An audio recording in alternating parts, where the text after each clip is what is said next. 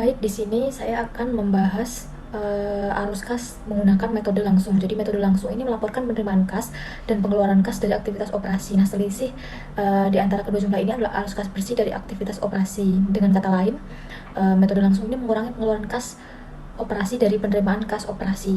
Nah, metode langsung ini menghasilkan penyajian laporan penerimaan dan pengeluaran kas yang dipadatkan. Nah, langkah-langkahnya yang pertama itu mengidentifikasi penerimaan kas, misalnya dari pelanggan. Kemudian yang kedua ini mengidentifikasi pengeluaran kas, misalnya untuk membayar pemasok, gaji, bunga, dan juga pajak. Untuk yang ketiga ini selisih antara total penerimaan dan pengeluaran menghasilkan arus kas bersih dari aktivitas operasi. Selanjutnya untuk kelebihan dari arus kas menggunakan metode langsung ini, yang pertama itu lebih mudah dipahami karena menunjukkan rincian arus kas secara langsung. Kemudian yang kedua, memberikan informasi yang lebih spesifik untuk menganalisis pengelolaan kas. Nah, untuk kekurangan dari arus kas menggunakan metode langsung ini, yang pertama memerlukan lebih banyak data detail dari transaksi kas harian. Kemudian yang kedua ini tidak memberikan hubungan langsung antara laba bersih dan arus kas. Nah, selanjutnya untuk contoh soal arus kas menggunakan metode langsung ini, contohnya PT Aman Sejahtera memiliki data keuangan untuk bulan Desember 2023 sebagai berikut. Jadi, ada penerimaan kas dari penjualan tunai 120 juta, penerimaan kas dari piutang 30 juta, pembayaran kas kepada pemasok 70 juta, pembayaran gaji karyawan 25 juta, pembayaran beban listrik dan air 10 juta, pembelian peralatan baru 40 juta, penjualan aset lama 15 juta, penerimaan kas dari pinjaman bank 50 juta, dan yang terakhir pembayaran dividen kepada pemegang saham sebesar 20 juta. Kemudian di sini diminta untuk menyusun laporan arus kas untuk PT Aman Sejahtera menggunakan metode langsung. Kemudian untuk pembahasannya itu, yang pertama menghitung arus kas dari aktivitas operasi. Jadi penerimaan kas dari penjualan itu kan dari soal tadi sebesar 20 juta, kemudian ditambah penerimaan kas dari piutang itu 30 juta, itu ditambah, kemudian dikurangi pembayaran kas kepada pemasok 70 juta, dikurangi pembayaran gaji karyawan 25 juta, dan dikurangi pembayaran listrik dan air, sehingga arus kas bersih dari aktivitas operasi itu sebesar 40 juta. Kemudian untuk arus kas dari aktivitas investasi ini, pembelian peralatan baru itu dikurangi jadi min 40 juta, kemudian ditambah penjualan aset tetap lama sebesar 15 juta, sehingga arus kas bersih dari aktivitas investasi itu minus 25 juta. Selanjutnya menghitung arus kas dari aktivitas pendanaan. Ini yang pertama itu ada penambahan dari pinjaman bank, penerimaan kas dari pinjaman bank itu sebesar 50 juta. Kemudian dikurangi pembayaran dividen kepada pemegang saham ini sebesar 20 juta, sehingga arus kas bersih dari aktivitas pendanaan itu sebesar 30 juta. Nah, dari ketiga aktivitas tadi terdapat kenaikan kas selama periode berjalan itu sebesar 50 juta. Nah, saldo kas awalnya ini diketahui sebesar 20 juta, sehingga saldo kas akhirnya itu 70 juta. Baik, di sini saya akan menjelaskan mengenai laporan arus kas metode tidak langsung. Jadi, di sini ada ciri utama dari arus kas metode tidak langsung, yaitu pelaporan arus kas yang dimulai dari laba bersih, kemudian menyesuaikan dengan perubahan pada laporan posisi keuangan dan transaksi non-kas untuk mendapatkan arus kas dari aktivitas operasi. Fokus utama arus kas dari metode tidak langsung ini adalah pada aktivitas operasi dengan menjelaskan bagaimana laba bersih dari laporan laba rugi diubah menjadi arus kas bersih dari aktivitas operasi. Nah, di sini juga ada langkah-langkah dari arus kas metode tidak langsung. Jadi yang pertama itu mulai dengan laba bersih, yang kedua itu menambahkan kembali beban non kas misalnya seperti depresiasi dan amortisasi, yang ketiga menyesuaikan perubahan akun posisi keuangan operasi seperti piutang, persediaan, utang usaha dan lain-lain, dan yang keempat adalah hasil akhirnya adalah arus kas bersih dari aktivitas operasi. Di sini juga ada kelebihan dan kekurangan dari arus kas metode tidak langsung. Jadi di sini ada kelebihannya, yaitu kelebihannya adalah lebih mudah disusun karena datanya memberikan informasi yang menghubungkan laporan arus kas, laporan laba rugi, dan laporan posisi keuangan. Lalu juga menunjukkan hubungan antara laba bersih dari arus kas pada kegiatan operasi. Untuk kekurangannya sendiri yaitu kurang informatif mengenai arus kas aktual karena hanya mencakup penyesuaian bukan rincian penerimaan dan pengeluaran. Di sini juga ada contoh format dari aktivitas operasi metode tidak langsung. Jadi yang pertama adalah laba bersih, kemudian menambahkan beban non-kas seperti depresiasi, amortisasi, lalu mengurangkan kenaikan piutang, lalu menambahkan penurunan persediaan, dan hasil akhirnya adalah arus kas bersih dari aktivitas operasi. Di sini ada contoh soal dari arus kas metode tidak langsung, dan untuk soalnya sudah terlampir. Baik, di sini adalah pembahasan dari soal arus kas metode tidak langsung. Jadi yang dimana di sini kita membedakan antara 2 tahun dari laporan posisi keuangannya, yaitu pada 31 Desember 2020 dan juga 30 Desember 2021.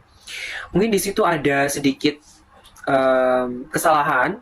Jadi untuk tahunnya yaitu tahun 2020 dan juga tahun 2021. Lalu di sini juga ada membedakan antara keduanya, lalu ada juga melihat apakah ada perubahan, yang dimana perubahan ini itu maksudnya seperti apakah ada kenaikan ataupun penurunan seperti itu. Dan untuk bagian laporannya itu sudah tertera, dan juga di sini juga ada contoh dari laporan arus kas metode tidak langsungnya. Jadi dari arus kas kegiatan operasi, lalu ada arus kas dari kegiatan investasi, dan juga arus kas dari kegiatan pendanaan. Seperti itu. Selanjutnya akan dijelaskan oleh rekan saya. Baik, di sini saya akan menjelaskan tentang perbandingan antara metode arus kas langsung dan metode arus kas tidak langsung. Dari aspek definisi, di sini arus kas langsung itu menampilkan arus kas secara langsung dari aktivitas operasional berdasarkan penerimaan dan pengeluaran kas yang sebenarnya. Lalu untuk arus kas tidak langsung itu menyesuaikan laba bersih untuk mencerminkan arus kas operasional dengan menambahkan atau menyesuaikan dengan atau mengurangi item non kas dan perubahan aset atau kewajiban lancar.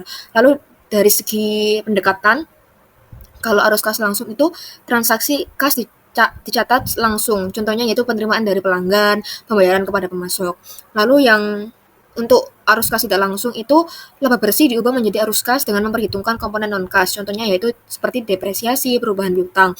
Lalu dari segi sumber data, kalau arus kas langsung itu berdasarkan catatan kas aktual dalam laporan keuangan. Lalu arus kas tidak langsung yaitu berdasarkan laporan laba rugi dan perubahan neraca.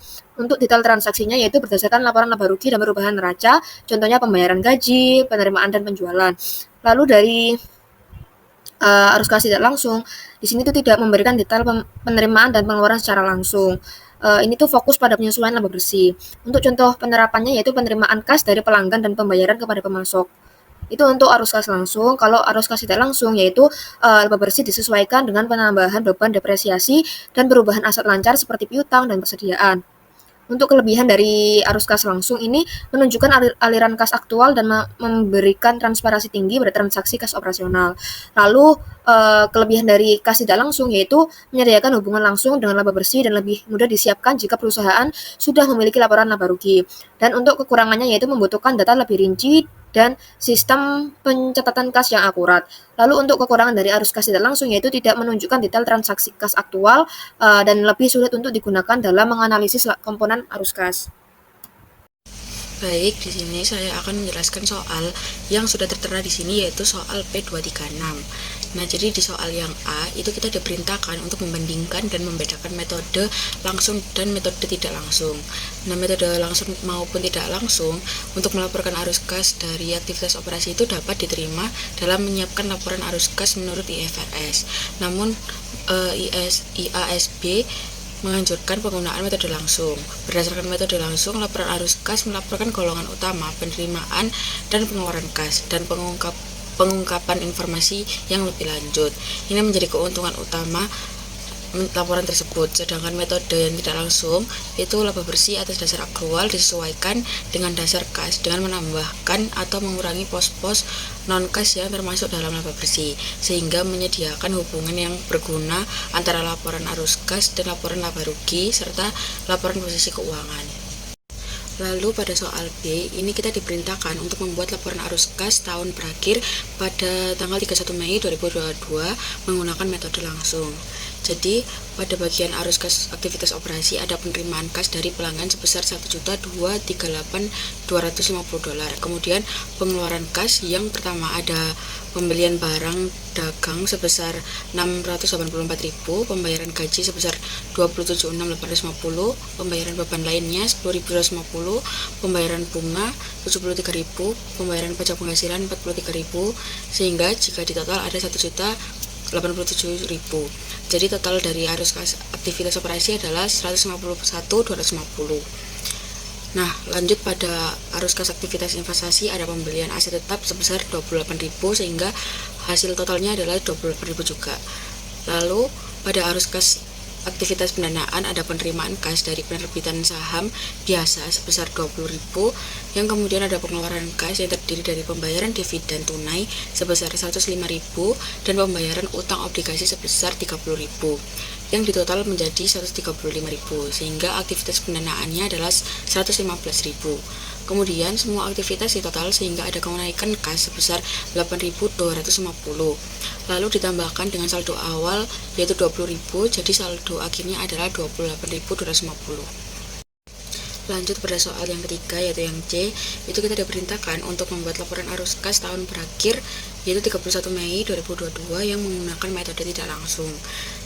Jadi langsung terdapat arus kas aktivitas operasi yang berisi laba neto sebesar 130.000, kemudian beban penyusutan sebesar 25.000, penurunan persediaan barang dagang 30.000, kenaikan utang usaha 8.000, kenaikan utang bunga 2.000, pembayaran gaji 24.750, kenaikan biaya utang usaha sebesar 17.000, biaya dibayar di muka min 2.000, sehingga total yang seluruhnya adalah 21.250.000.